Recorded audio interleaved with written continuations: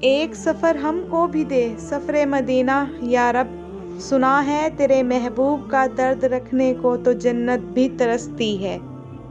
ایمان پہ دے موت مدینے کی گلی میں، ایمان پہ دے موت مدینے کی گلی میں، مدفن میرا محبوب صلی اللہ علیہ وآلہ وسلم کے قدموں میں بنا دے۔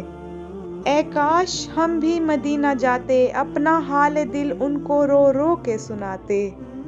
رسول اللہ صلی اللہ علیہ وآلہ وسلم نے ارشاد فرمایا، قرآن پڑھا کرو کیونکہ قرآن شریف قیامت کے دن اپنے پڑھنے والوں کی سفارش کرے گا۔